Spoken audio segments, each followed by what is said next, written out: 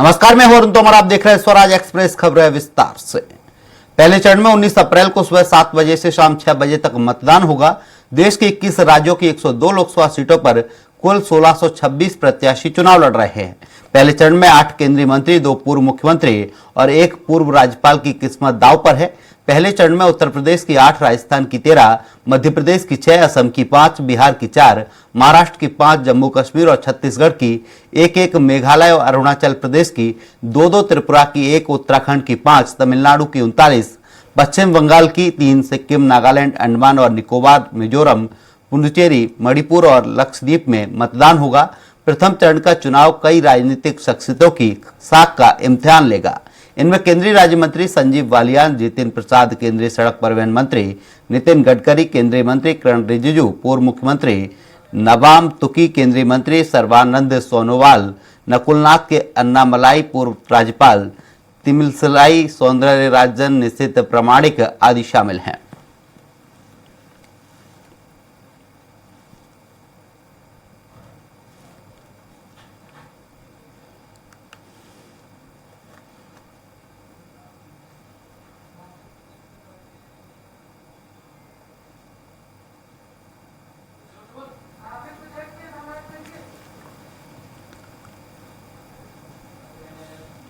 पूर्व राज्यपाल तमिलसाई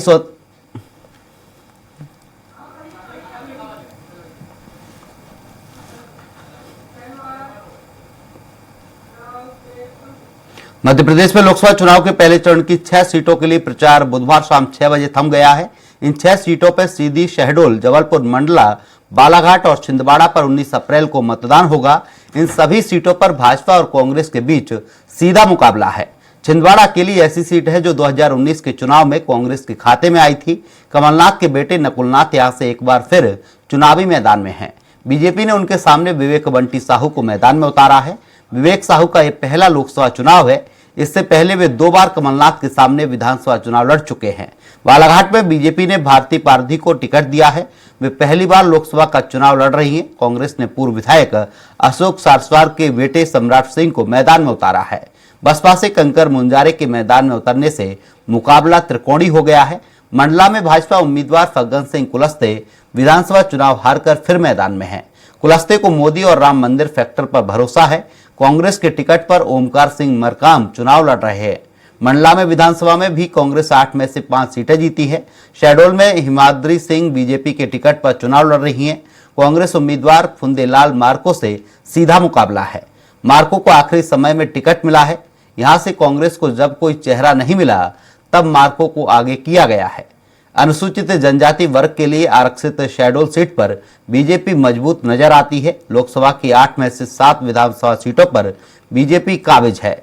सीधी में कमलेश्वर पटेल अपना राजनीतिक करियर बचाने के लिए भाजपा के डॉक्टर राजेश मिश्रा के सामने पूरी ताकत झोंक चुके हैं। सीधी में पेशाब कांड का वीडियो वायरल करने में डॉक्टर मिश्रा के बेटे की भूमिका की चर्चा है। इसे लेकर सीधी के पूर्व विधायक केदारनाथ शुक्ला भी डॉक्टर राजेश मिश्रा से नाराज हैं। जबलपुर में बीजेपी से आशीष दुबे कांग्रेस के दिनेश यादव से मुकाबला कर रहे हैं। यहां कांग्रेस के नेताओं का यादव को सपोर्ट नहीं है। सभी ने चुनाव लड़ने से इनकार किया तो यादव को चुनाव लड़ना पड़ा है। कांग्रेस के मेयर जगत बहादुर अन्नू, पूर्व विधायक नीलेश अवस्थी, एकता ठाकुर बीजेपी में शामिल हो चुके हैं। यहां कांग्रेस संगठन से ही जूझ रही है।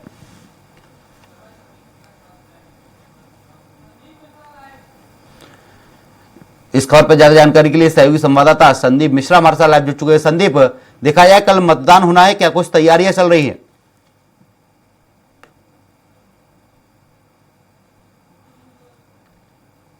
संदीप, मेरी आवाज आप तक पहुंच पा रही है?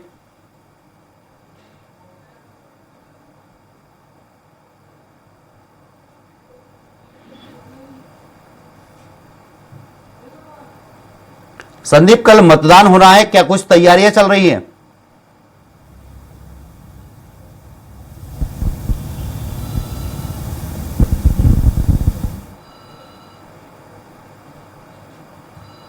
संदीप, मेरी आवाज आप तक पहुंच पा रही है?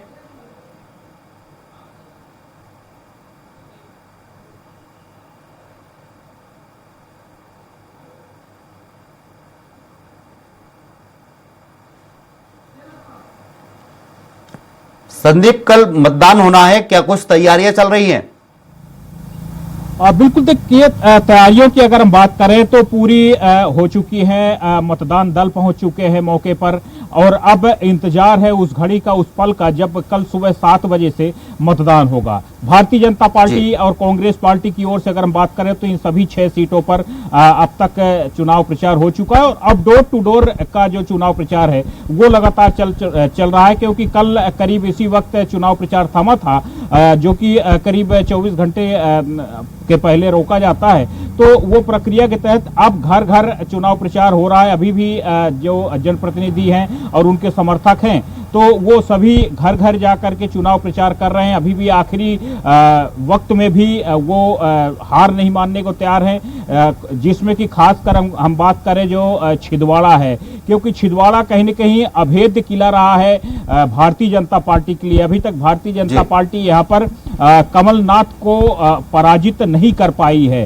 हालांकि अब उनके बेटे हैं, पिछली बार भी वो सांसद थे और दूसरी बार वो फिर से चुनाव मैदान में हैं। तो भारतीय जनता पार्टी अपने तरफ से सभी तरह के दांव आजमा रही है। अभी हाल ही में आपने देखा कि 2 दिन पहले बीजेपी के वरिष्ठ नेता और राष्ट्रीय अध्यक्ष, माफ कीजिएगा, जो केंद्रीय गृह मंत्री हैं अमित शाह, वो छिंदवाड़ा दौरे पर आए थे। उन्होंने वहां पर रोड शो भी किया और पार्टी के वरिष्ठ नेता सारे वहां पर मौजूद थे। तो अलग अलग सीटों पर, सभी जगहों पर भाजपा और कांग्रेस में काफी करीबी मुकाबला देखने को मिल रहा है। इसके अलावा अगर हम बात करें तो शहडोल और सीधी में भी कल मतदान होना है, जो कि ये आदिवासी बाहुल क्षेत्र माने जाते हैं। मंडला में भी वोटिंग होनी है। तो इन सभी सीटों पर लगातार भाजपा भी मुस्तैदी से जमी हुई है, कांग्रेस के नेता भी लगातार मुस्तैदी से जमे हैं। इन सभी 6 सीटों की अगर हम बात करें तो भारतीय जनता पार्टी सभी 6 सीट जीतने का दावा कर रही है, तो कांग्रेस पार्टी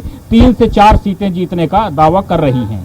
जी संदीप, देखा जाए तो कल मतदान होगा, इससे पहले अगर बात करें तो वोटरों को लुभाने के लिए पार्टियां कहीं पैसे बांटने की वीडियो सामने आते हैं, कहीं शराब बांटने की वीडियो सामने आते हैं। ऐसे कुछ वीडियो या कोई मामले भी सामने आए हैं? देखिए, अभी तक वीडियो की अगर हम बात करें तो किसी भी प्रकार का कोई अभी तक वीडियो वायरल नहीं हुआ है, क्योंकि निर्वाचन आयोग की काफी सख्ती है। जगह जगह पर, चप्पे चप्पे पर पुलिस मौजूद है। हर जगह पर चेक पोस्ट तैयार किए गए हैं। सभी जगहों पर जो 4 व्हीलर से या यहाँ तक कि 2 व्हीलर से भी लोग जा रहे हैं और अगर कोई संदिग्ध दिखता है पुलिस को तो उसकी जरूर सघन जांच हो रही है, तलाशी हो रही है। तो इसलिए कहीं न कहीं निर्वाचन आयोग की सख्ती के कारण जिस प्रकार से आपने कहा तो वो वीडियो अभी तक वायरल नहीं हुए, ना ही अभी तक इस प्रकार की खबरें सामने आई हैं। ये जरूर कहा जा सकता है कि अंदरूनी तरीके से ये सारी चीजें चलती हैं और वो आखिरी दम तक लगातार चलती रहती हैं। लेकिन फिलहाल अभी तक किसी भी प्रकार से पैसे के लेन देन की कहीं भी खबरें या उसके वीडियो वायरल नहीं हुए हैं। जी संदीप, रोकना चाहूंगा, अमित चौरसिया जी हमारे साथ लाइव जुड़ चुके हैं। अमित, क्या कुछ तैयारियां चल रही हैं क्योंकि कल मतदान होना है? देखिए, मंडला लोकसभा क्षेत्र को लेकर 2614 मतदान केंद्र बनाए गए हैं और विधानसभा सहपुरा की बात है 326 है, डिंडोरी में 319 है, बिछिया में 304 है, नेवास में 321 है और मंडला में 320, किलाड़ी में 353, लखनऊ में 407 और गोटेगांव में 254 मतदान केंद्र बनाए गए हैं, जो जांच दल आज यहां से रवाना किए गए हैं। जी अमित, कितने संवेदनशील और कितने अति संवेदनशील पोलिंग बूथ है, क्या इसकी भी जानकारी सामने आई है?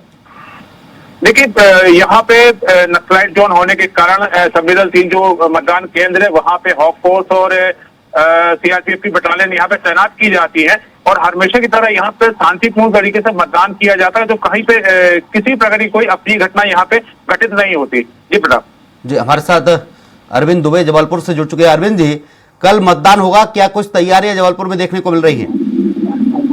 देखिए, तैयारी यहाँ पर पूरी कर ली गई है। 18,96,000 मतदाता हैं और इनके लिए 2139 मतदान केंद्र बनाए गए हैं। इनमें से 450 क्रिटिकल मतदान केंद्र है, 31 वनरेबल मतदान केंद्र है।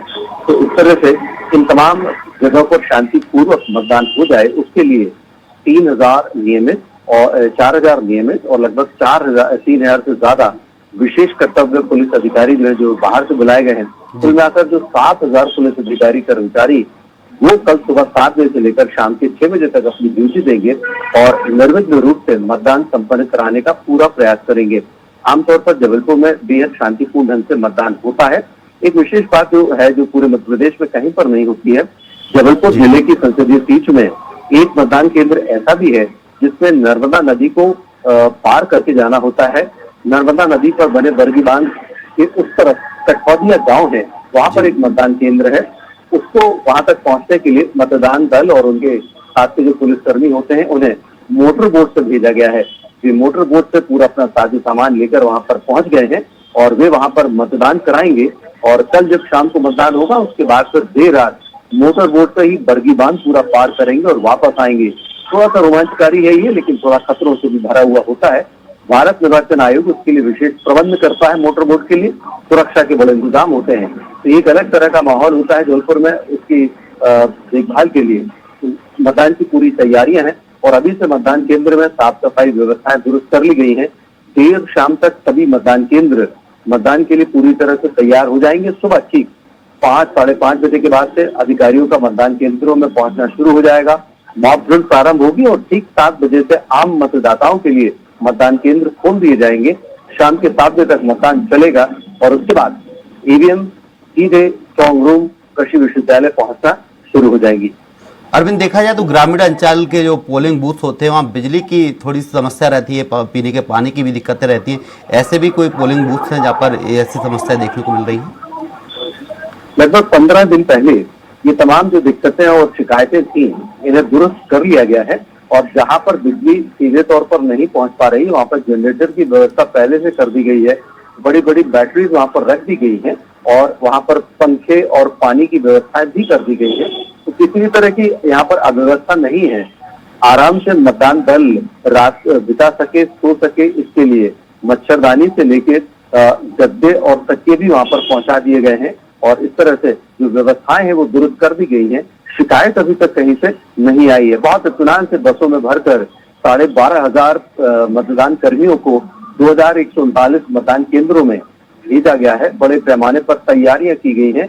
जगह जगह पर सीसीटीवी कैमरे लगाकर लगातार मॉनिटरिंग की जा रही है और तमाम तरह के हेल्पलाइन नंबर दिए गए हैं। सीधे जिला मुख्य निर्वाचन अधिकारी से बात कर सकता है कोई भी मतदान दल का कर्मी, अपनी शिकायत बता सकता है। उसे तुरंत दूर करने के लिए यहाँ पर रैपिड एक्शन फोर्स भी तैयार है।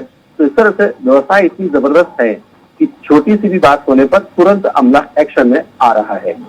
जी, अमित चौरसिया जी हैं मंडला से। अमित जी, मंडला में किस तरीके के माहौल देखने को मिल रहे हैं? कोई कल वोटिंग होगी, उसको लेकर क्या कुछ तैयारियां अभी तक की गई हैं? देखिए, यहाँ पे निर्वाचन अधिकारी के द्वारा इतनी सुचारू रूप से व्यवस्था की गई है। कल जायजा लिया गया था। आज सुबह निर्वाचन दल अपने ईवीएम मशीन, वीवीपैट मशीन लेकर बस के द्वारा व्यवस्थित इनको अपने अपने मतदान केंद्र में रवाना किया गया है और यहाँ पे पानी वगैरह, आराम वगैरह करने की सभी प्रकार की सुविधा मुहैया कराई गई है ताकि कर्मचारियों को किसी प्रकार की कोई दिक्कत ना हो। ठीक, संदीप मिश्रा जी हमारे साथ भोपाल से लाइव। संदीप जी, देखा जाए एमपी की 6 लोकसभा सीटों पर कुल वोटिंग होगी, लेकिन फर्जी वोटिंग की कई शिकायतें सामने आती हैं वोटिंग के दौरान। इसको लेकर क्या तैयारी है? प्रशासन किस तरीके से सतर्कता बरतेगा? बिल्कुल, देखिए, फर्जी वोटरों की अगर हम बात करें तो उस पर लगातार यहाँ पर निर्वाचन आयोग की ओर से कोशिश की जा रही कि इस प्रकार से कहीं भी कोई दिक्कत नहीं होनी चाहिए, कहीं भी फर्जी मतदाता वोट न डालने पाए। आज प्रेस वार्ता के दौरान भी जो मुख्य चुनाव पदाधिकारी हैं अनुपम राजन, उन्होंने भी कहा है कि सख्ती के साथ सभी जगहों पर नजर रखी जा रही है। जो पोलिंग बूथ में रिटर्निंग ऑफिसर हैं वो सभी इन सब चीज़ों पर खुद नजर रखेंगे कि ताकि जो चुनाव है वो निर्विवाद रूप से समाप्त हो सके और किसी भी प्रकार से आरोप और प्रत्यारोप न लगने पाए। तो फिलहाल निर्वाचन आयोग की ओर से तमाम वो प्रयास किए जा रहे हैं कि चुनाव सही तरीके से संपन्न हो पाए और इसके लिए बड़ी संख्या में इसीलिए पुलिस व्यवस्था तैनात की गई है। जी, देखा जाए तो कई बार मतदान के दौरान जो मतदाता हैं उन्हें रोकने का प्रयास किया जाता है, उन्हें मतदान नहीं करने दिया जाता है। इसको लेकर क्या कोई हेल्पलाइन नंबर जारी किया गया है प्रशासन की तरफ से? बिल्कुल, इस प्रकार के नंबर भी जारी किए गए हैं, लेकिन इस मामले में अगर हम बात करें तो भाजपा और कांग्रेस के तरफ से जो नेता हैं या उनके कार्यकर्ता हैं, खुद उन्होंने ही इन सब चीज़ों को लेकर के कमर कस रखी है। यहाँ तक कि मतदाताओं को घर से निर्वाचन कार्यालय तक, यानी कि जहाँ तक पोलिंग बूथ होता है वहाँ पहुँचाने की और फिर वहाँ से घर पहुँचाने की भी कोशिशें लगातार की जा रही हैं पार्टियों की ओर से, ताकि ज़्यादा से ज़्यादा फीसदी में लोगों का वोट डल सके। जो बुजुर्ग हैं उनके लिए अलग से व्यवस्थाएं की गई हैं, युवाओं को पोलिंग बूथ तक पहुँचाने के लिए तरह तरह के प्रयास किए जा रहे हैं और किसी भी प्रकार से फर्जी वोटिंग न होने पाए, इन सब चीज़ों पर निर्वाचन आयोग के अलावा अलग अलग जो उनकी विंगें होती हैं तो सभी काम कर रहे हैं। जी संदीप, देखा जाए तो बताया ये भी जा रहा है कि जो मतदान कर्मी है उन्हें मेडिकल किट मुहैया कराई गई है। इस मेडिकल किट में क्या कुछ दिया गया है उन्हें?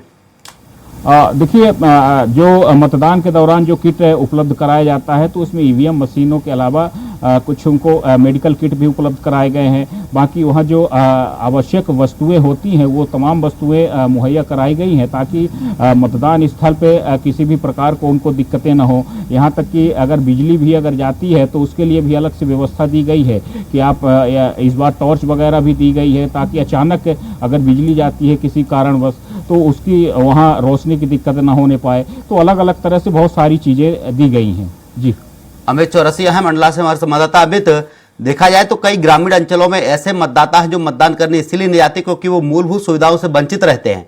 क्या ऐसे कई गांवों के कोई शिकायत सामने आई है?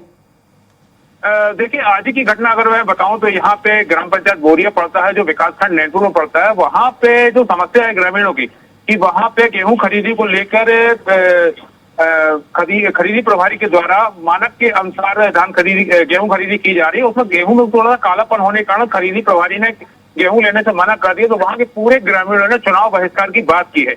जो आज प्रशासन को इसकी जानकारी लगी, प्रशासन मौके पर पहुंचकर लोगों को समझाने की और बातचीत करने का प्रयास किया जा रहा है। कहीं ना कहीं ये स्थिति प्रशासन के पक्ष में आ जाएगी अगर प्रशासन उनको समझाता है तो। जी, अरविंद दुबे जी हैं जबलपुर से हमारे साथ लाइव। अरविंद जी, देखा जाए तो ये समस्या हर ग्रामीण अंचलों में देखने को मिलती है जहां सुविधाएं के अभाव में ग्रामीण जी रहे होते हैं। ऐसे में इनकी जो नाराजगी है वो चुनाव में देखने को मिलती है। चुनाव में कई जगह से वीडियो सामने आते हैं, शिकायतें सामने आती है कि इस बार मतदान नहीं करेंगे जब तक ये समस्या का निराकरण नहीं हो जाता, समस्या हल नहीं हो जाती। क्या जबलपुर में भी ऐसा कुछ देखने को मिला है? अक्सर इस तरह की बातें होती है। जबलपुर में भी एक दो जगह पर इस तरह की चीजें सामने आई थी और ऐसा लगा था कि चूंकि मीडिया का ध्यान उन्हें अपनी तरफ आकर्षित करना है, इस वजह से उन्होंने ये बात कही थी। लेकिन इस तरह की बातें ज्यादा देर तक नहीं टिक पाती है क्योंकि इसके बाद फिर निर्वाचन का जो अमला है वो सक्रिय होता है। लोगों को जाकर समझाइश दी जाती है, काउंसलिंग की जाती है, बताया जाता है कि समस्याएं एक अलग बात है और आपको अपना नेता चुनना एक अलग बात है। संसद में किसे भेजना है ये प्रायोरिटी है, पहले आप इस काम को करिएगा, उसके बाद आपकी समस्याओं की तरफ जिला प्रशासन ध्यान देगा। ये जो समझाइश है ये बहुत बड़ी है। लेकिन एक जो सबसे बड़ी समस्या पहले प्रथम चरण में सबसे सामने आ रही है, जो पूरी 6 सीटों के ऊपर हावी है, वो ये है कि इस वक्त जबरदस्त गर्मी पड़ रही है। खासतौर पर दिन के 10 बजे के बाद से लगातार तापमान बढ़ने लगता है। किसी भी मतदान केंद्र में धूप से बचने के लिए, मतदाता को धूप से बचाव के लिए कोई उपाय के लिए इस तरह के गंभीर प्रयास नहीं किए गए हैं। कहा तो यही गया था कि हर मतदान केंद्र के बाहर तिरपाल लगाया जाएगा, छांव की व्यवस्था की जाएगी, लेकिन अभी हम देख पा रहे हैं कि ऐसी कोई भी व्यवस्था किसी भी जिला प्रशासन ने नहीं की है और लगभग पूरी की पूरी 6 लोकसभा सीटों पर यही स्थिति बनी है कि किसी भी मतदान केंद्र के बाहर मतदाताओं के लिए इस तरह की कोई व्यवस्था नहीं है कि धूप से बचा जाए। जाहिर सी बात है कि यदि उन्हें 2 से 3 घंटे तक लाइन में लगना पड़ा तो उन्हें कड़ी धूप में लगना पड़ेगा और इसका सीधा असर जो वोटिंग परसेंटेज है उसके ऊपर जाएगा। निर्वाचन आयोग ये बात जानता था और लेकिन ये बात सिर्फ उनके अधिकारी बोलते रहे, व्यवस्था के नाम पर शून्य है। अभी भी किसी भी मतदान केंद्र के बाहर तिरपाल लगता हुआ नजर नहीं आया, ना ही धूप से बचने की कोई उपाय करते हुए लोग अभी नजर आ रहे हैं। जाहिर सी बात है कि मतदाताओं को कड़ी धूप में लाइन में लगना पड़ेगा, अपनी बारी का इंतजार करना पड़ेगा, वोट डालने के लिए पसीना बहाना पड़ेगा। जी, भोपाल से हमारे साथ संदीप लाइव जुड़े हुए। संदीप, देखा जाए तो ये सवाल ये भी है कि जो मतदाता हैं, गर्मी का मौसम है, तेज धूप पड़ रही है, ऐसे में उनकी छांव के लिए क्या व्यवस्था की गई है? बिल्कुल देखिए, मतदाता पहुंचता है तो उसकी व्यवस्था तो करनी पड़ेगी, क्योंकि भीषण गर्मी का भी प्रकोप देखने को मिल रहा है प्रदेश के अलग अलग क्षेत्रों में। हालांकि अगर मौसम विभाग की बात करें तो कल कुछ राहत मिलने की भी बात कही जा रही है, लेकिन उसके अलग अगर हम व्यवस्थाओं की बात करें तो जो राजनीतिक पार्टियां हैं उनके माध्यम से जो एक तय सीमित दूरी होती है तो उस वहाँ पर टेंट वगैरह की व्यवस्था की गई है, पानी की व्यवस्था की गई है, ताकि मतदान कर्मी जब आए तो उनको किसी भी प्रकार की दिक्कत न हो, जो मतदाता आए तो उनको भी किसी भी प्रकार की दिक्कतें न हो। तो तरह तरह की व्यवस्थाएं की गई हैं। जो पोलिंग बूथ है वहां पर भी टेंट वगैरह की व्यवस्था की गई है ताकि किसी भी प्रकार को दिक्कतें न हो। हाँ, थोड़ा धूप की समस्या जरूर हो सकती है, क्योंकि जिस प्रकार से गर्मी पड़ रही तो 7 बजे से वोटिंग का समय है। करीब ये माना जा रहा है कि 10-11 बजे के बाद वोटिंग का जो परसेंटेज है वो थोड़ा सा डाउन हो सकता है और फिर शाम को बढ़ सकता है। तो फिलहाल इन सब चीज़ों को लेकर के अलग अलग व्यवस्थाएं की गई हैं निर्वाचन आयोग की ओर से और राजनीतिक पार्टियों की तरफ से। जी संदीप, देखा जाए तो जो फर्स्ट टाइम वोटिंग करेंगे इस बार जो मतदाता हैं, जो लोकसभा चुनाव में वोट डालेंगे, तो कई जो मतदाता हैं उनके अभी तक वोटर कार्ड्स नहीं आए, क्या वो मतदान कैसे कर पाएंगे? बिल्कुल, इन सब चीज़ों को लेकर के भी कहीं न कहीं समस्या है, तो उनको अलग से चीज़ें दी गई हैं कि आप अपना आधार कार्ड या पैन कार्ड वगैरह लेकर के आइए, और अगर उनका नाम है वहाँ पर वोटर लिस्ट पर तो उनको अधिकार दिया जाएगा वोट डालने के लिए। कोई भी व्यक्ति बगैर वोट डाले नहीं बचेगा। ये निर्वाचन आयोग ने व्यवस्थाएं दी हैं, बशर्ते उनको अपनी तरफ से वो पर्याप्त साधन ले करके जाना पड़ेगा, पहचान पत्र जिसको कह सकते हैं सीधी तरह से, तो वो लेकर के जाना पड़ेगा ताकि उनको वोटिंग में समस्याएं न जाने पाएं। जी सदैव, तमाम जानकारी के लिए आपका बहुत बहुत शुक्रिया। अमित, आपका भी बहुत शुक्रिया। अरविंद, आपका भी बहुत बहुत शुक्रिया।